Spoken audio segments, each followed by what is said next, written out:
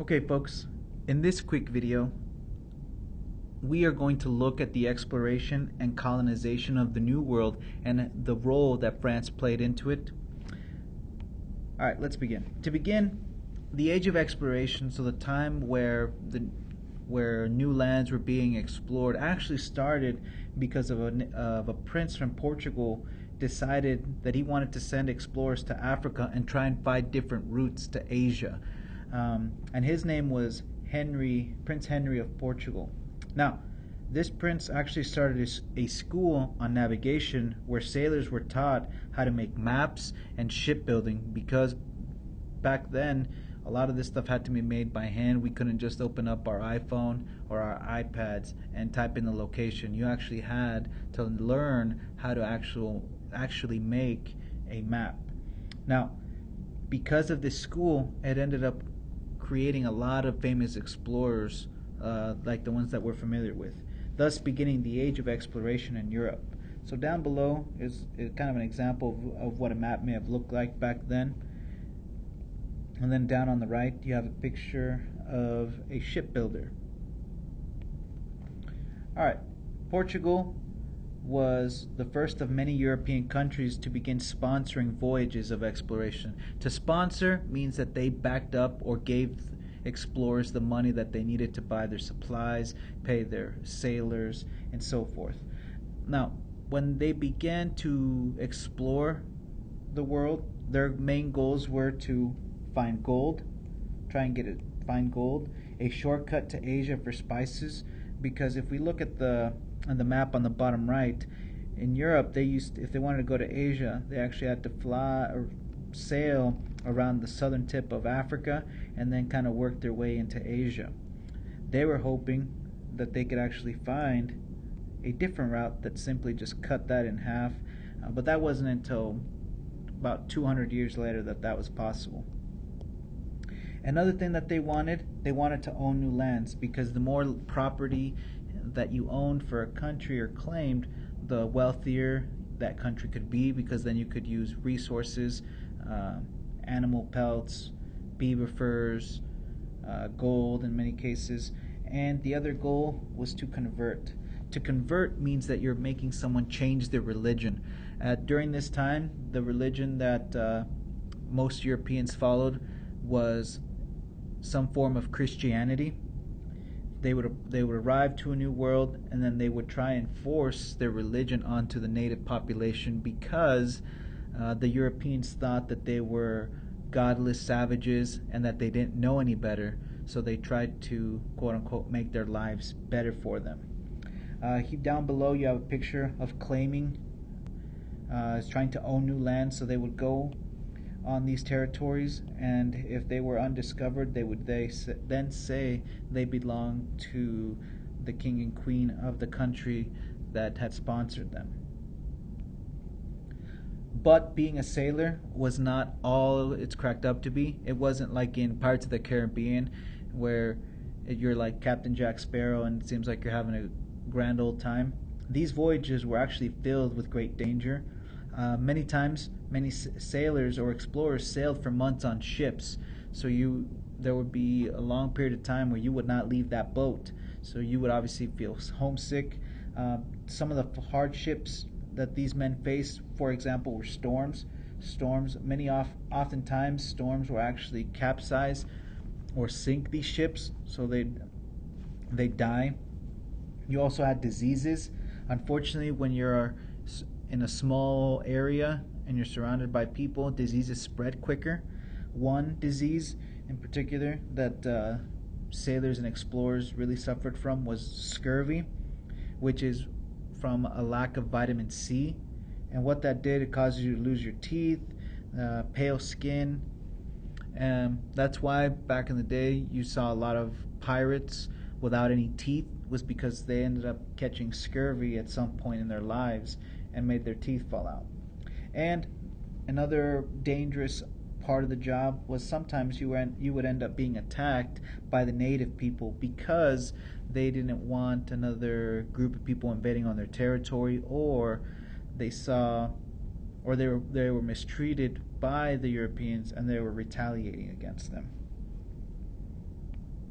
Now, many explorers like Bartolomeo Diaz, Vasco da Gama, Christopher Columbus, and many more made voyages around the world and made some great discoveries. Obviously, discovering or finding the new world, bringing back and forth crops and plants that probably weren't seen in either of these locations. If you look at the map below, you can see that Spain is the country that, for the most part, made the biggest claims.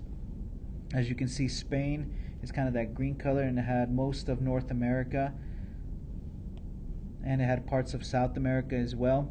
Portugal, the one that kind of started it all, you see is where Brazil is found, parts of Africa,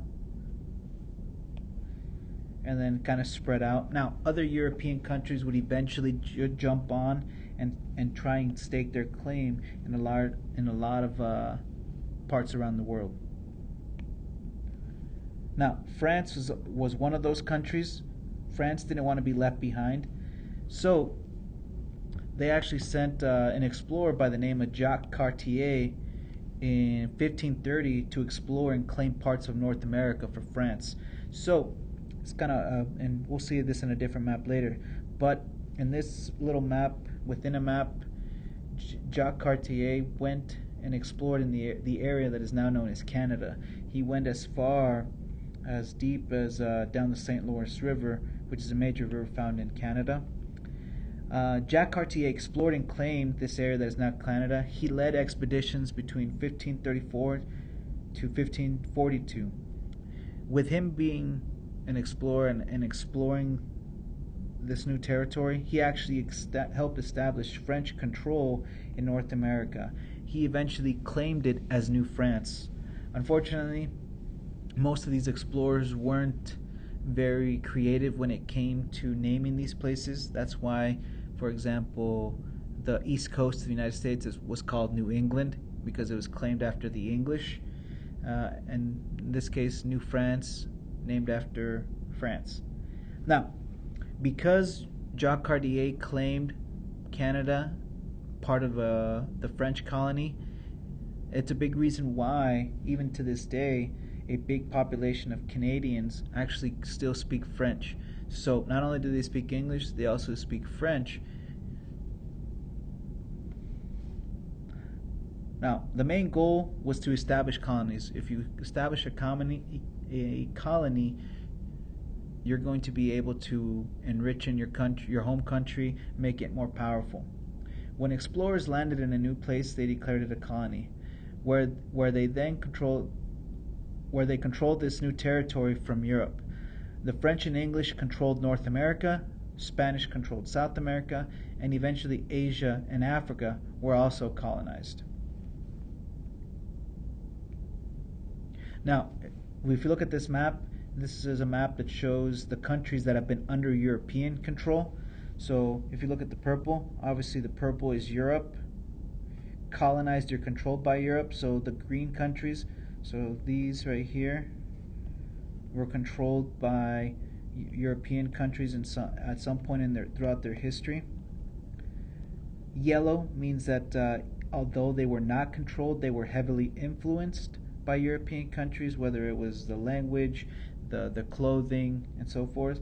And then there's some orange, which aren't very many, were places that were never controlled by Europe. So as you can see, in the whole planet, very few countries were never controlled or influenced by European countries. So colonization spread all over the world.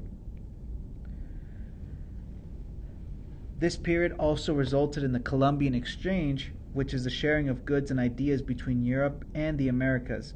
For example, from the Americas, so from the natives, the Europeans obtained new foods such as potatoes, corn, and tomatoes. Those three were not found in Europe until after Europeans brought some back to their home countries.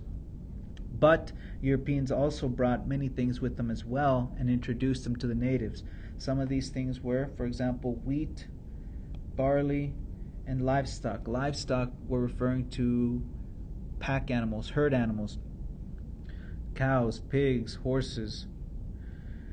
Regretfully, not only did the Europeans also bring barley, wheat, and livestock, they also brought many diseases like smallpox, which killed millions of native people of the Americas.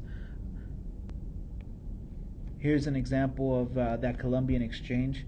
As you can see, these crops were brought into Europe from these explorers, and then vice versa. Europe sent these following things to the New World.